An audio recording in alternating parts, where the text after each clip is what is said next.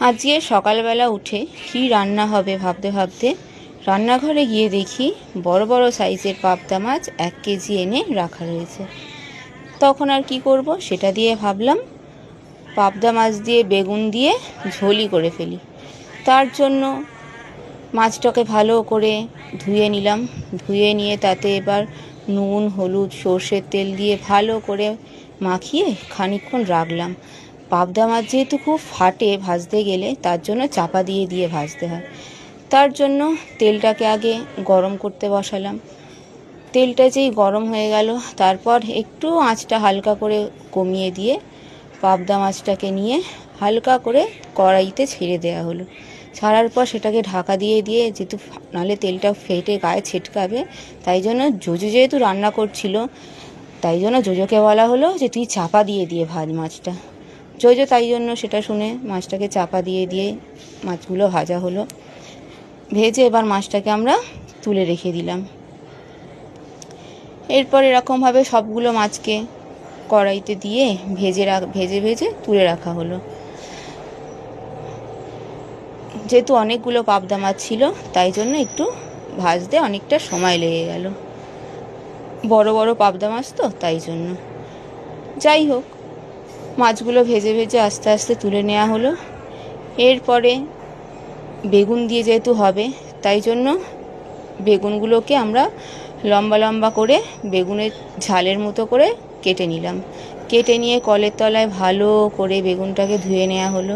বেগুনটাকে ধুয়ে তাতে একটুখানি নুন, হলুদ দিয়ে মাখিয়ে নেওয়া হলো।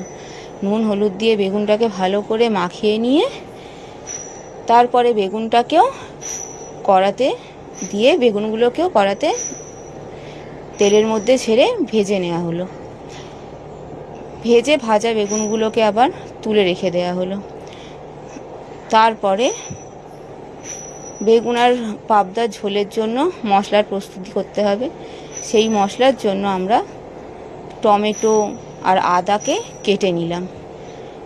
কেটে নিয়ে তারপর সেটা গ্রেটারেতে ঘষে নেওয়া হলো।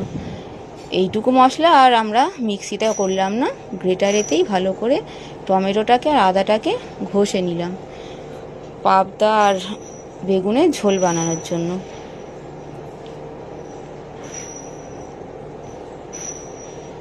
এরপর কড়াইয়ে একটা আলাদা কড়াই বসিয়ে তাতে তেলটা গরম করতে দেয়া হলো মশলাটাকে কষাবার জন্য। তেলটা একটু যেই গরম হলো, তার মধ্যে কালো জিরে ফোড়ন দেয়া হলো। তার মধ্যে এবার টমেটো আর আদার পেস্টটাকে দিয়ে দেয়া হলো। দিয়ে একটুখানি নেড়ে অল্প অল্প সামান্য পরিমাণে জল দিয়ে দিয়ে কষানো হলো। জল দিয়ে দিয়ে কষানো হচ্ছে। এবার কষাবার পর তার মধ্যে লবণটা নিজেদের স্বাদ মতো দেবেন।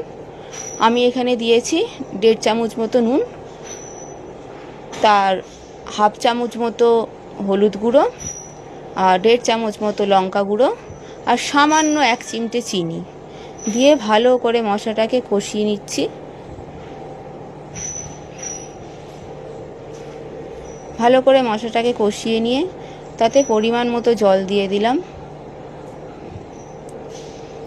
যতটা পরিমাণে আর কি জল মাছটা আমাদের দিতে লাগবে, যেহেতু ঝোল হবে, সেই পরিমাণ মতো যার যেরকম পরিমাণ মতো মাছ আর বেগুন থাকবে সেই হিসাবে পরিমাণ মতো জলটা দিয়ে দেবেন।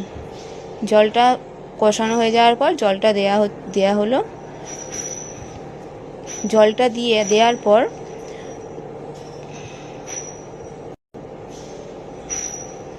জলটা একটু যেই গরম হয়ে যাবে, তখন আমরা মাছগুলোকে তার মধ্যে একটা একটা করে ছেড়ে দিলাম।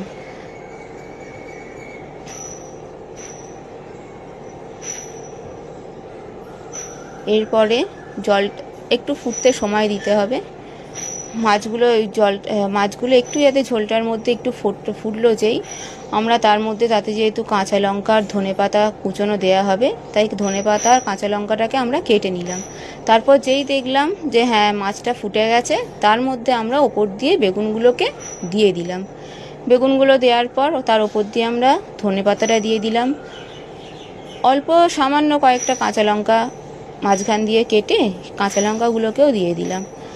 দেওয়ার পর আর একটু সামান্য চাপা দিয়ে যেই ফুটে গেল